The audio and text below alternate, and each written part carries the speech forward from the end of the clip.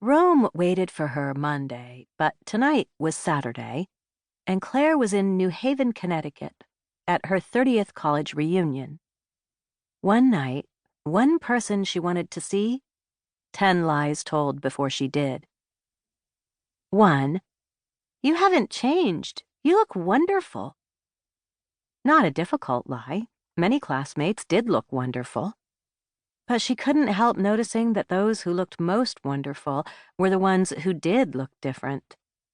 The women who'd gone gray, the men who'd gone bald, everyone who'd settled into their skin and was doing no more for their skin than grinning into the shower head each morning.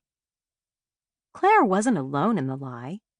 Many people had told her that she looked radiant or happy or exactly as she'd looked when they'd last seen her 30 years ago. None of this could be true. She wasn't radiant or happy, and she hoped she didn't look the way she had the last time most of her Yale classmates had seen her, which was red-faced and crying, running from a stage the night before graduation. 2. Marcus? Sardison? I've not thought about him in years. False. Marcus is. Oh, just read the class book. 3. I've never read the class book. The class book came out before each reunion, updating everyone on their classmates' lives. Claire read it avidly, even though everyone always seemed to be winning something or had prize-winning kids. Claire often skipped reunions, and always skipped sending in an updated bio, but this year was different. She'd been working on a draft. For 30 years, I've sold commercial real estate at a boutique firm my college roommate Monica took over from her dad.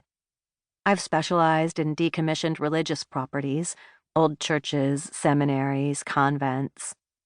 I was and am a single mom of a single daughter, and, I think, we're both single now. I tried to run some marathons but never finished. As many of you know, I tried to become a nun during my Yale years, but failed. I recently turned 52 and feel like I'm failing that, too. Her classmate Marcus had never contributed to the book either. She'd always checked. And she'd often wondered what he would say if he would mention Claire. No, that was vanity. Marcus had plenty to talk about besides her. He had, for example, been nominated for a Best Supporting Actor Oscar within a year of graduating. And though he'd never summited those heights since, he worked steadily enough. Sometimes acting, sometimes directing, sometimes writing, often doing small specific jobs, rewriting a scene, coaching a young actor, for more famous friends. They were friends, Claire and Marcus, that was true. But what kind? She would have loved to have read about that. I occasionally see classmate Claire Murphy, Marcus might write, my old college crush. No, he wouldn't say that. Among other things, it wasn't news. Everyone had learned in quite dramatic fashion what Claire and Marcus were to each other just before graduation. But no one would read anything Claire or Marcus had or hadn't written.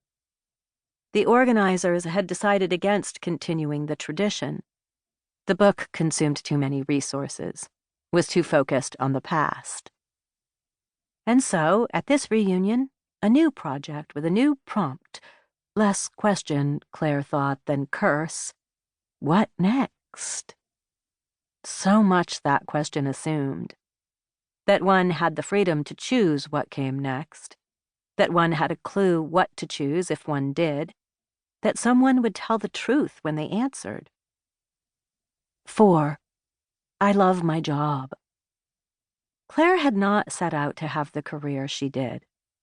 Just months after graduating, she was pregnant, single, and unemployed, and Monica had swooped in.